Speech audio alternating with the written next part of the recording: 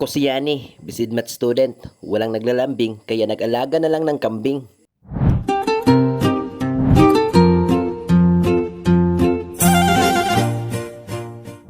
Matagal-tagal na rin na hindi ako nakapag-vlog, kaya ngayon bumalik na ako at subukan kong magtagalog. At ito ang Eskwela Serye Part 1. Bago ako papasok sa paaralan, sa umaga ay nagpapakain muna ako ng kambing para hindi malate. Kinaklatch ko lahat, pati pagligo, dapat talagang bilisan. Pagkatapos kong magpakain sa kambing ay nagbihis at kumain na rin ako. Dapat talaga ay may laman ang tiyan para pagdating sa paaralan ay hindi ka ma-zero sa exam. At dito, on the way to school na kami. Maaga pa naman at sigurado akong hindi ako malate. Pagkarating ko sa school, muntika na pala akong malate. Buti na lang ay umabot pa sa saktong oras at nauna pa ako sa teacher namin sa calculus. Heto, agahan namin lahat ay math, nag-math major ka kasi eh. At dito tinanong ko yung kaibigan ko kung mayroon ba siyang naintindihan sa dinidiscuss ni ma'am. At sabi niya, di ko maintindihan. yun lang.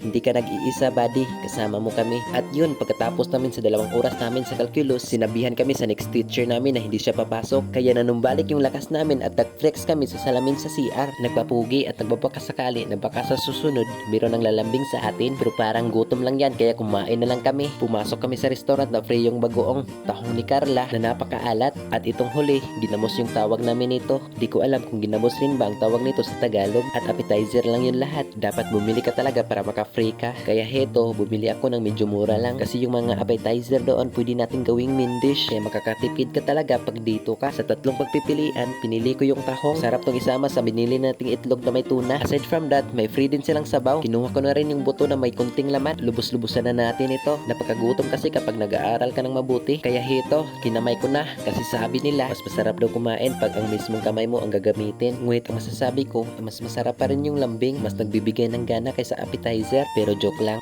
Heto, last bite para sa'yo. Pagkatapos namin kumain ay nag-relax muna kami at balik na naman sa eskwelahan. At sa eskwelahan dapat sasagot ka talaga pag merong itinanong. Wala naman sigurong kakagat sa atin pag hindi tama ang ating sagot. Kapag mali, ikapi mo na lang yan. Pero ako, nagkapi ako kasi medyo inaantok. Hanggang alas 5 pa kasi kami ng hapon. At sa wakas natapos na rin sa paaralan ngayong araw. Uuwi na naman na kulang sa lambing. Uuwi na naman para magpakain sa nag-iisa kong kambing. At hapon na talaga. Kung nakaabot ka sa part na ito, salamat sa panonood. Huwag mong kalimutan na i-like at i-share. At mag-follow ka rin kung bago ka dito. At abangan nyo ang next episode. Yun lang. Maraming salamat.